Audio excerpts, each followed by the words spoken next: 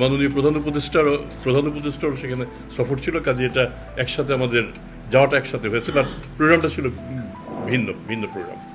তো আমরা আমাদের আগে থেকে আমাদের ঠিক করা ছিল ওখানকার ন্যাশনাল ক্রাইম এজেন্সির সাথে আমাদের বৈঠক হবে, IACCCর সাথে আমরা কাজ করব।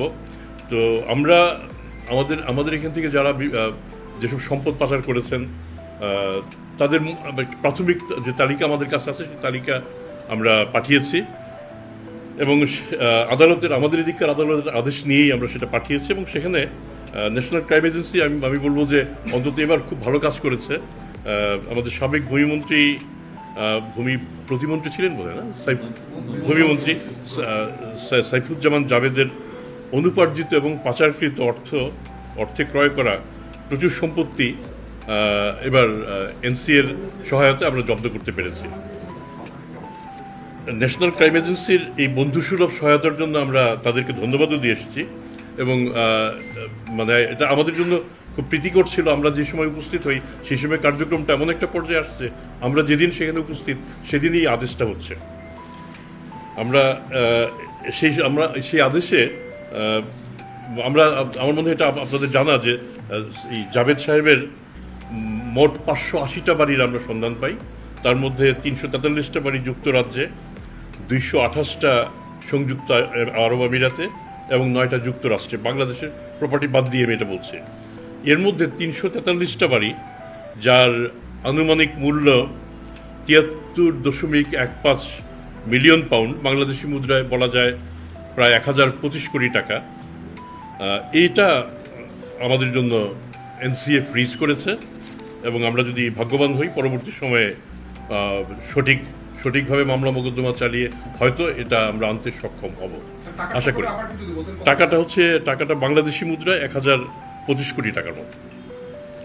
আচ্ছা, এটা ছাড়াও তার ব্যাংক আমানত $2.5 মিলিয়ন কিংবা বাংলাদেশি টাকায় 35 কোটি টাকার সমপরিমাণ সেখানে ফ্রিজ করা হয়েছে।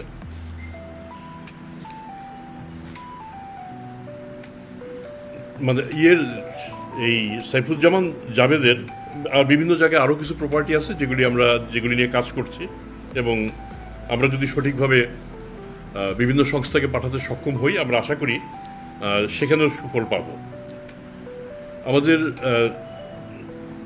মিউচুয়াল লিগ্যাল অ্যাসিস্ট্যান্ট রিকোয়েস্ট যেটা MLAR, এটা আমরা যুক্তরাজ্য, যুক্তরাষ্ট্র, সিঙ্গাপুর, সংযুক্ত আমিরাত সহ বেশ কয়েকটা জায়গায় পাঠিয়েছি। তো আমরা ভাগ্যবান যে যুক্তরাজ্য প্রথম এতে সাড়া দিয়েছে।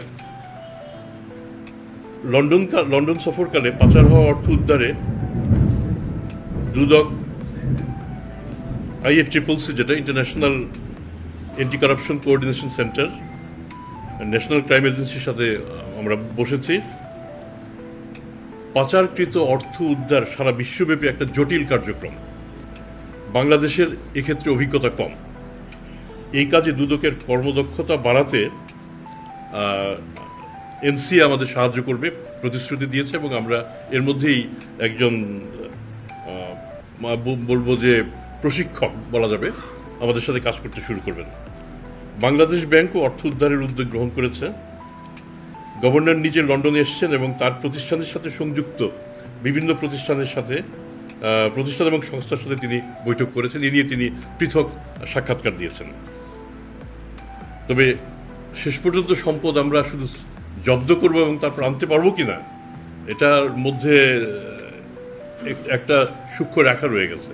সেই অংশটুকু হচ্ছে আমরা যে দাবিটা করছি সেই দাবিটা আমাদের নিজেদের প্রতিষ্ঠা করতে হবে, এবং সেই দাবির সমর্থনে আমাদের আদালতের যেমন আদেশ থাকবে তেমনি ব্রিটেনের আদালত যদি আদেশ দেয় তারপরেই আমরা সেটা আমাদের কাছে ফেরত আনতে পারবো।